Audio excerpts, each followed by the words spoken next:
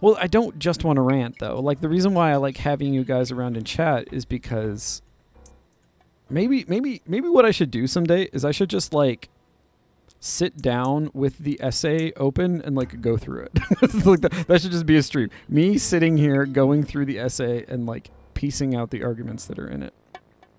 It is a feeling, a sense of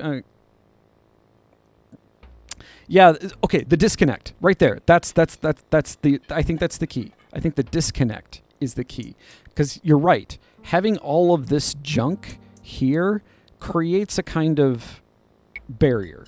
There is a distance that's created.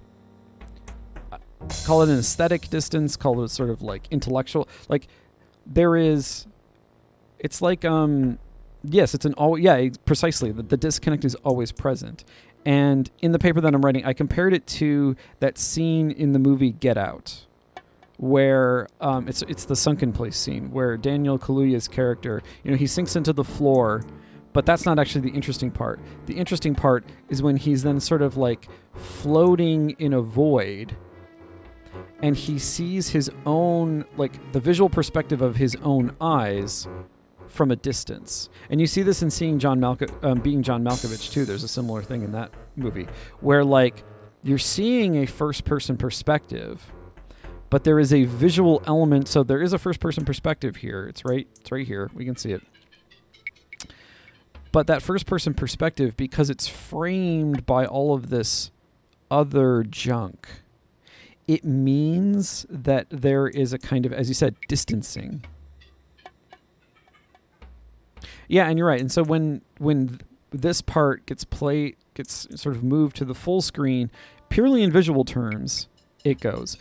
But I think there are also games in which this becomes the full screen, and that aesthetic distance is still there.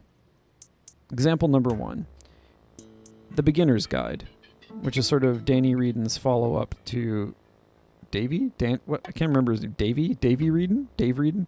Mr. Reedon. Mr. Reedon's follow-up to the Stanley Parable.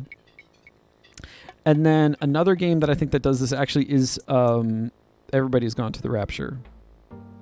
Like, I think it is possible to create a game where this first-person perspective, this sort of like single-point distal perspective, becomes the entire screen, and yet at the same time, you can still have that feeling of alienation and distance that is created by all of this junk visually.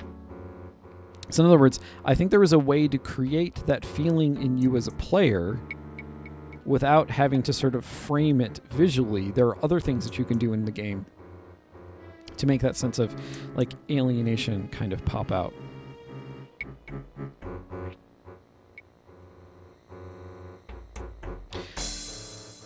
Yeah, so like Lauren, you bring up a good point. So there's the problem of sort of like the analogy to the real world. And the thing is, but the real world isn't just a function of sort of what we see. The real world is a function of what we see, as well as sort of like our expectations for how things are supposed to function. And so, okay, I'm going to cast my light spell again because I want to be able to see what's going on. Oh, there's some stuff over here. What do I mean by that? So imagine like you were working at your office, and all of a sudden, as you're just going about your daily business, like everyone started narrating their actions, which is something that people could potentially do at any point, but most people don't because we would consider that really weird. And you're just sitting in your office, and all of a sudden you just hear this like cacophony of like, I'm typing an email to my boss. It's like, oh, I'm watching a Netflix show while I should actually be working on this report. And everybody's just kind of talking out loud about what's going on. That would feel really eerie and weird. And the reason for that has nothing to do with sort of what you see. It has everything to do with... Yeah, exactly. You hear Morgan Freeman doing this sort of a soft narration in the background. Or like the narration sort of like creeps into your life. And you, as a person who's being narrated about, can suddenly hear it.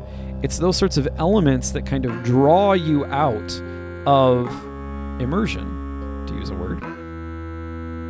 And when you're drawn out of it, you start to become more aware of how conspicuous all of the like constructed elements of your reality are.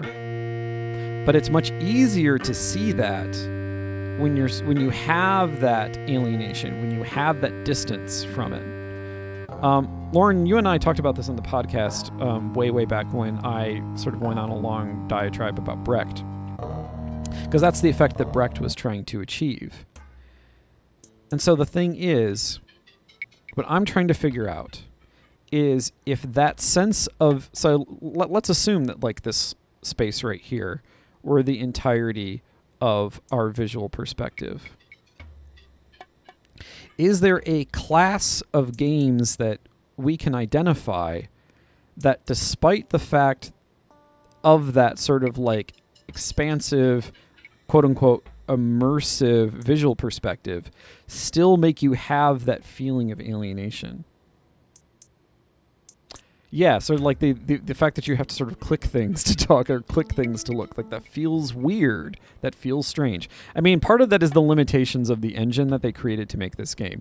In order to be able to make a game that could sort of, using the technology that they had available to them, that had this sort of like 3D thing going on, like it's not great 3D, but for the time it was really great 3D.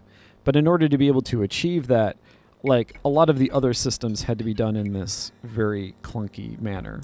I mean, the whole paper doll system makes sense because this is something that is explicitly derived from, pen and paper role-playing games. The idea of like, your character here in the middle and then all of their stuff and their inventory and so forth on a sheet that you have right at your side as you're playing. Like that feels very much like pen and paper role-playing. This does not. This is a system that was engineered so as to try and mimic what would otherwise be done in sort of like the whole, theater of the mind. But going back to this point about visual perspective. Yeah, so like increased processing power. No, here's the thing. I don't think it's solely a function of processing power. I think it's a function of processing power because of how many systems they wanted to put into the game. Like, yeah, you have limitations of memory, you have limitations sort of the clock speed of the computer that you're playing on. But one of the most famous games of all time is contemporaneous with this one, and that's Wolfenstein 3D. And in fact, one of the things that the developers complained about when they saw the finished product is that they felt that this game kind of looked, in its first-person perspective, a little bit too much like Wolfenstein 3D. So that game has all of this zoomed all the way out. Like it is the entirety of the field. And if you guys recall Wolfenstein 3D, there is a small HUD on the bottom here. And it's a similar case for games like Doom, which came out only a couple years after this game. So the hardware was capable of 3D acceleration of a kind. And ID Software actually just did an amazing job when they created Wolfenstein 3D, and is one of the reasons why it's such a seminal game, is precisely for that reason. It is a technological as well as artistic. Is it an artistic achievement? Is it like a guy running around shooting Nazis? Is that an artistic achievement? I would say so. But to get back to my point, I was seriously, and I really want you guys to think about this too. Like, I want to try and identify a class of games, because the thing is, like, Wolfenstein 3D has that subjective immersion, and despite having a HUD down here at the bottom of the screen, that game doesn't feel like there is that sort of aesthetic distance. At least to me, it doesn't. Maybe it's because I'm a boomer and sort of my reaction time is whatever. Like, that game didn't feel like it had that distance, whereas this game does feel like it has that distance. And I think we've identified why here that's the case. So then, what's the flip side of the argument? Okay, then the question is, Wolfenstein 3D also has visual elements in the way, so to speak. Not as many as this game does, because it's more like it only has what would be sort of the scroll down here. That's the sort of the sum total. So why is it, despite the fact that Wolfenstein 3D has that sort of HUD element in the way, Why does that not feel like you are sort of apart from it in the same way that I feel at a remove from this game? And I don't just think it's visual. I really don't. I really don't, guys. I don't think it's visual.